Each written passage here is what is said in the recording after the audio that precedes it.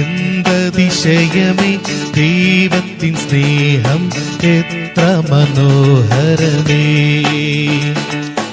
എന്തതിശയമേ ദൈവത്തിൻ സ്നേഹം എത്ര മനോഹരമേ. അതു ചിന്തയിലടങ്ങാ സിന്ധു സമാനമ സന്തതം കാണുന്നു ഞാൻ. അതു ചിന്തയിലടങ്ങാ സിന്ധു സമാനമ സന്തതം കാണുന്നു ഞാൻ. എന്തതിശയമേ ദൈവത്തിൻ സ്നേഹം എത്ര മനോഹരമേ.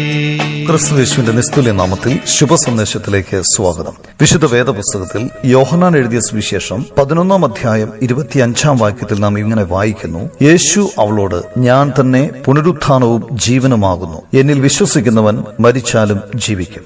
മനുഷ്യൻ ജന്മം കൊണ്ട് പാപിയും പ്രവൃത്തിയാൽ മഹാപാപിയുമാണ്. അവൻ ദൈവം മുമ്പാകെ കുറ്റക്കാരനാണ്. ദൈവം അവന് വിധിച്ച ശിക്ഷ നരകമാണ്. മനുഷ്യന് സ്വയം ഈ ശിക്ഷയിൽ നിന്ന് മുക്തി നേടാനാവില്ല. കർത്താവായ യേശുക്രിസ്തുവിൽ ദൈവം മനുഷ്യർക്ക് വേണ്ടി രക്ഷാമാർഗം ഒരുക്കി. കർത്താവായ യേശുക്രിസ്തുവിലുള്ള വിശ്വാസത്താൽ ഈ രക്ഷ സാധ്യമാണ്. അവൻ മാനവരാശിക്ക് വേണ്ടി ഈ ലോകത്തിൽ മനുഷ്യനായി അവതരിച്ചു. ക്രൂശിന്മേൽ നമുക്ക് പകരമായി യാഗമായി തീർന്നു. മരിച്ചവരുടെ ഇടയിൽ നിന്നും 3-ാം ദിവസം ഉയർത്തെഴുന്നേറ്റു. ഈ ലോകത്തിന്റെ ഭാവിയെക്കുറിച്ച് ദൈവത്തിന് ഒരു പദ്ധതിയുണ്ട്. ആ പദ്ധതിയിൽ കർത്താവിലുള്ള വിശ്വാസത്താൽ രക്ഷിക്കപ്പെട്ടവർക്കായി പ്രത്യേക പദ്ധതികളുമുണ്ട്. മരിച്ചവരും ജീവിച്ചിരിക്കുന്നവരും എന്ന 2 തരത്തിലുള്ള ആളുകളുണ്ട്. ഭാവിയിൽ കർത്താവായ യേശുക്രിസ്തു തന്നിൽ വിശ്വസിക്കുന്നവരെ ചേർക്കാനായിട്ട് വരാൻ പോകുന്നു.